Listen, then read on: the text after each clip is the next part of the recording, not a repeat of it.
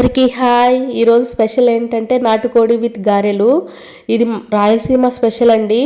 తిరుపతి వాళ్ళు అయితే చాలా వరకు చేసుకుంటారు. ప్రతి ఫెస్టివల్కి ఉండాల్సిందే. అంతేకాదు ఇంటికి అల్లుళ్ళు వస్తే కూతుర్లు వస్తే కంపల్సరీ ఇది చేసి పెట్టందే ఉండరు.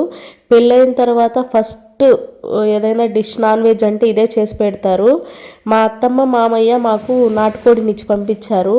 దాంతో ఇప్పుడు మేము నాటుకోడి పులుసు విత్ గారెలు చేయబోతున్నాము.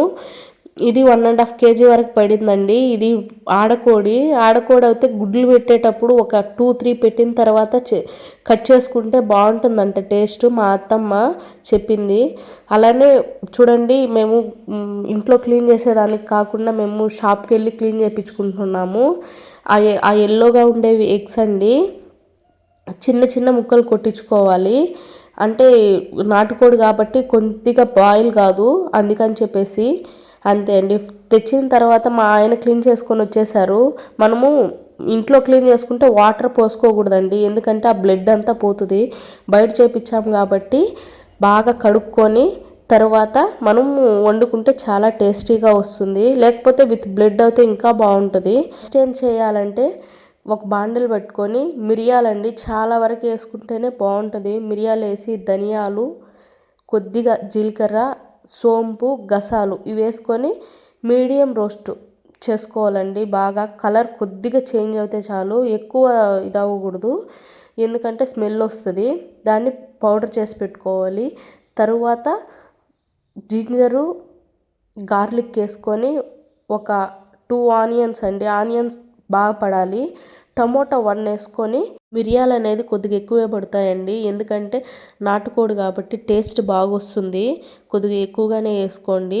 వేసుకొని అన్నీ గ్రైండ్ చేసి పెట్టుకోవాలి.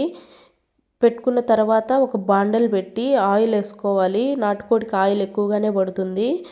ఉద్దిపప్పు ఆవాలు వేసుకొనేసి మనం మిక్స్ చేసుకున్నాం కదా paste, onion, tomato, ginger, garlic అవన్నీ వేసుకొని బాగా ఫ్రై చేసుకోవాలండి. చూడండి కలరు చాలా మారాలి. తర్వాత పసుపు 1 స్పూను, సాల్ట్ సరిపడినంత వేసుకొని కొద్దిగా మిరప్పొడి అనేది మనం మిరియాలు ఎక్కువ వేసాం కాబట్టి చూసేసుకోండి, 1 స్పూన్ అయితే సరిపోతుంది. బాగా ఫ్రై చేసి దాని తర్వాత మనం ఇప్పుడు క్లీన్ చేసి పెట్టుకున్న చికెన్ వేసేయాలండి. వేసుకున్న తర్వాత కొంచెం కరింపాకు అనేది వేయండి, ఫ్లేవర్ అనేది బాగా వస్తుంది. ఫస్ట్లో వేయొద్దండి. తర్వాత బాగా కలబెట్టాలి. ఒక 5 minutes తర్వాత వాటర్ పోసి మనము ఉడకనియాలండి. ఫైనల్గా మనం ఎగ్స్ చూసాం కదా, ఫస్ట్లో ఆ ఎగ్స్ వేసుకోండి. ఫస్టే వేసుకోవద్దండి, ఎందుకంటే చిరిగిపోతాయి. లాస్ట్లో వేసి కొత్తిమీర వేసి తర్వాత మనం గరం మసాలా వేసుకొని కొంచెం ఉడకనిస్తే రెడీ అండి చికెన్. తర్వాత గారెలు ఎలా చేసుకోవాలో చూడండి. గారెలకి మనం మినప్పప్పు వాడతాము, అంటే ఉద్దిపప్పు, కొంతమంది ఉద్దిపప్పు అంటారు. అలానే ఒక 4 hours 5 hours ముందు నానబెట్టుకుంటే చాలా బాగా వస్తాయి, టేస్టీగా అండ్ మెత్తగా కొంచెం క్రిస్పీగా వస్తాయి. ఎంత సోపు నానితే అంత బాగుంటాయి. దాంట్లో కొద్దిగా కల్లుప్పు వేసుకొని మిరియాలు వేసుకోవాలండి. ఒక 5 or 10 వరకు వేసుకొని గ్రైండ్ చేసుకోవాలి. వాటర్ అనేది అస్సలు పోయకూడదు. వాటర్ లేకుండా బాగా గ్రైండ్ చేసుకొని చాలా సేపు కలపాలండి. కలిపితేనే దాని టేస్టు. కొంతమంది అలానే వేసేస్తారు, అలా వేసే టేస్ట్ ఉండదు. ఒక 10 minutes వరకు బాగా కలిపితే బాగా పఫీనెస్ అనేది వస్తుంది.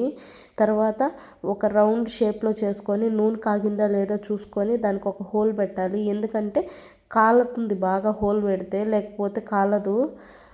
అంతే అండి, ఫైనల్గా వడలు అయితే రెడీ అయిపోతాయి. ఒక సిమ్లోనే పెట్టుకొని బాగా కాల్చుకోవాలండి. ఒక 5 minutes అనేది సిమ్లో పెట్టుకొనేసి బాగా లోపలంతా కాలిందా లేదో చూసుకోవాలి. ఎంతో రుచికరమైన వడలు అంటే గారెలు విత్ చికెన్ అనేది రెడీ. వీడియో నచ్చుంటే ప్లీజ్ సబ్స్క్రైబ్ చేసి లైక్ చేయండి. ఇలాంటి వీడియోస్ మరెన్నో చేస్తాను. ఫైనల్గా తింటే ఆ టేస్టే వేరు, ఒకసారి ట్రై చేయండి, చాలా బాగా వస్తాయి.